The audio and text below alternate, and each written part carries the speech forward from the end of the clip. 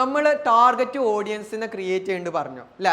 ആ ടാർഗറ്റ് ഓഡിയൻസിനെ നമ്മൾ ക്രിയേറ്റ് ചെയ്യേണ്ട മുന്നായിട്ട് നമ്മളൊരു എക്സിസ്റ്റിംഗ് അഥവാ നമ്മളൊരു ക്ലയൻറ്റ് ഉണ്ട്, ആ ക്ലയൻറ്റ് ഓൾറെഡി ബിസിനസ് ചെയ്യുന്ന ഒരു ക്ലയൻ്റ് ആണ് അല്ലേ? ഇപ്പോൾ ഒരുപാട് ഹിസ്റ്ററിക്കുള്ള ഒരു ക്ലയൻ്റ് ആണ്. അപ്പോൾ നമ്മൾക്ക് നല്ലൊരു ടാർഗറ്റ് ഓഡിയൻസിനെ കണ്ടെത്തണമെങ്കിൽ നമ്മൾക്ക് ഏറ്റവും നല്ല ഒരു വഴി എന്താണ്? അവർ എക്സിസ്റ്റിംഗ് ആയിട്ടുള്ള കസ്റ്റമേഴ്സിൻ്റെ ബയർ പേഴ്സണെ കണ്ടെത്തിയാൽ മതി. എക്സിസ്റ്റിംഗ് ആയിട്ടുള്ള കസ്റ്റമേഴ്സിൻ്റെ എന്താണ് ബയർ പേഴ്സണ? അവർ ചെയ്യുന്ന ഹോബീസ് എന്താണ്, അവർ ഏത് ജെൻഡറിൽ പെട്ട ആളാണ്, അവർ ഏത് ഇൻകം ലെവലിൽ പെട്ട ആളുകളാണ്, അവരെന്തൊക്കെ കാര്യങ്ങൾ ചെയ്യുന്നുണ്ട്, എവിടേക്കൊക്കെ ട്രാവൽ ചെയ്യുന്ന ആളുകളാണ്. അങ്ങനെ ആ ഒരു എക്സിസ്റ്റിംഗ് കസ്റ്റമേഴ്സിൻ്റെ കംപ്ലീറ്റ് ഡീറ്റെയിൽസും പഠിച്ചു വെക്കുന്ന ഒരു കാര്യമാണ് എന്ത്? ബയർ പേഴ്സോണ എന്ന് പറയണ്ടേ.